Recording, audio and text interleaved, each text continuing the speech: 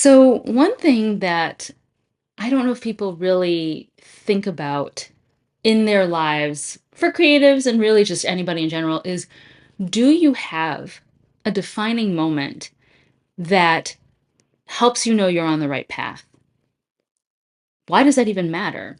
And how do you recognize it if it happens? Maybe it'll never happen. So, let's talk about that a little bit, about defining moments and why you may or may not need one in your career, why I think you kind of do. But first, hi, I'm Rashni Lamino. I am an actress, a voiceover artist, a writer, former game writer, former singer-songwriter, full-time cat mom.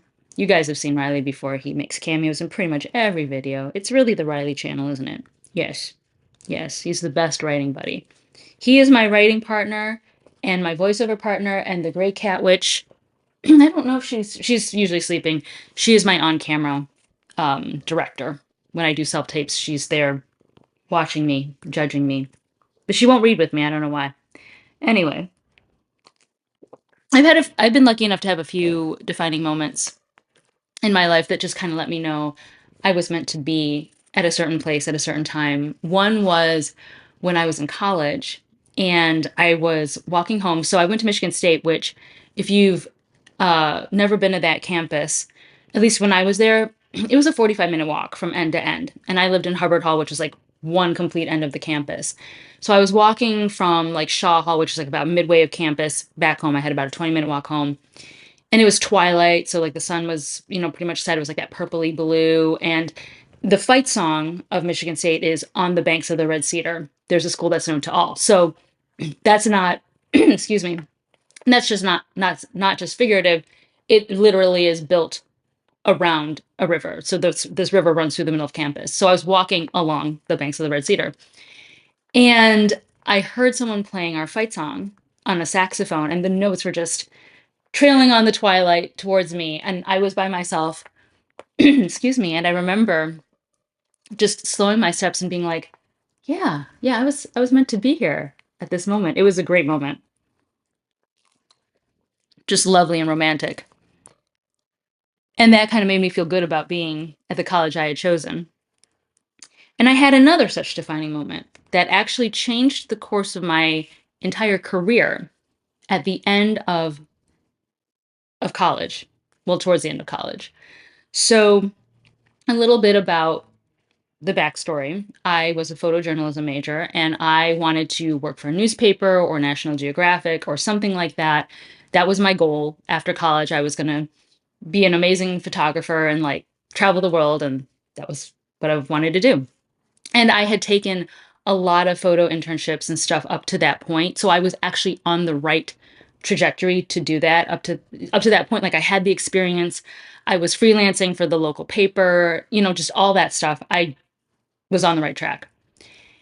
And I remember I went to a recruiting fair towards the end of college, and I was showing my portfolio to all these different papers, and everyone's like, "Oh my gosh, these are great. You're a very strong photographer. Like, we'd all love to hire you. You're really good at what you do."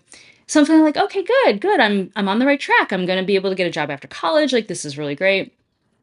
And I went to the table for the Detroit Free Press, which is a paper that I had long admired, and I really wanted to work for them. And I had been submitting to them for years, trying to get an internship with them. And so they knew me, they knew my name, and stuff like that. And also, what was going on at that period of my life, I was having some personal things happening. I had gone through a really bad breakup, and so as a way of getting all the negative stuff out, I started writing music. I had a guitar. I was just like, fiddling around with it. And so I had all these songs, and I was beginning to play local coffee shops and, you know, just kind of having fun with it, but just getting it out there, and stuff like that.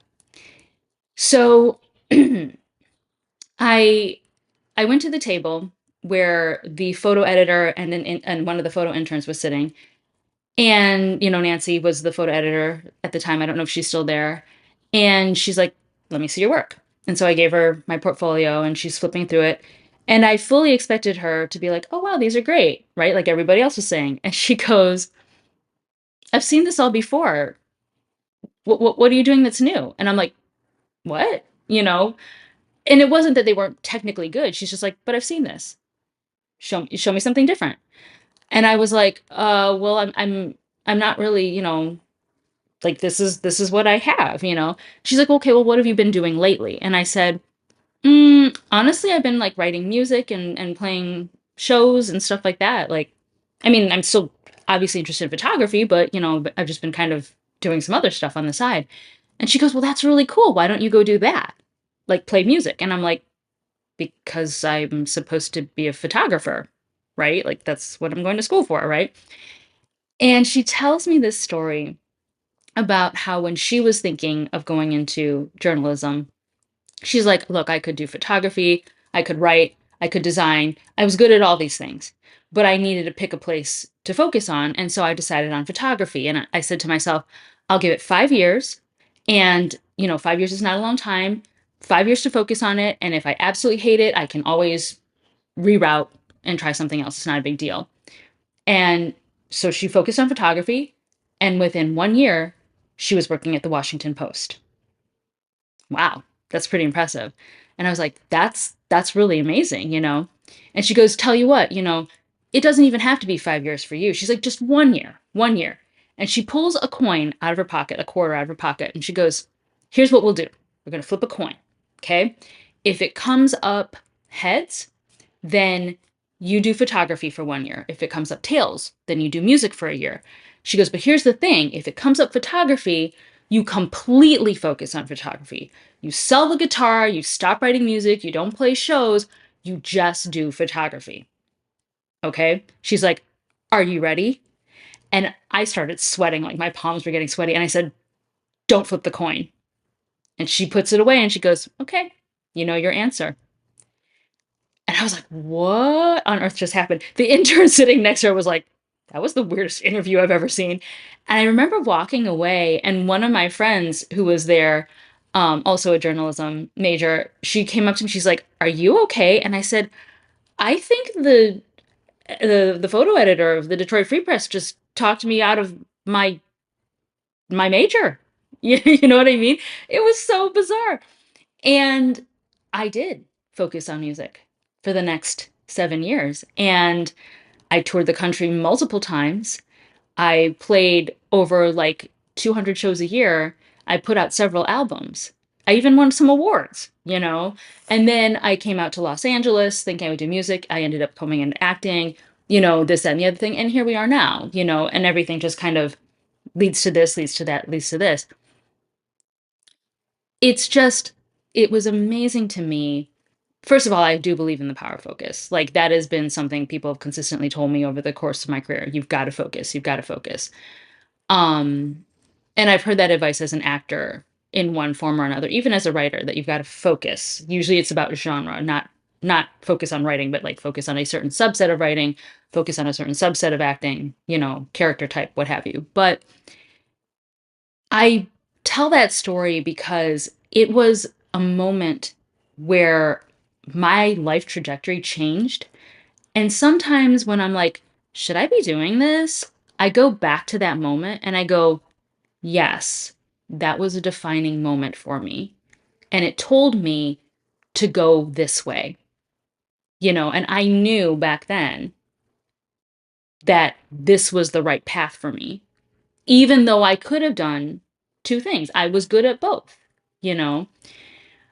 And I believe that we are meant we are meant to do certain things. We're created to do certain things. And it's not that you're only good at one thing. You can be good at multiple things and maybe you're only meant to be doing it for a season, but you should be doing it. And you should be honing your skills in it for whatever reason, just because it gives other people joy. Maybe you're meant to teach it to somebody later on in life. Maybe you are meant to, you know, be an A-lister or a huge artist or what have you, and, change the world that way. Or maybe it's just meant to be something small and you just affect the people in your immediate circle in your hometown of, 5,000 people. I don't know.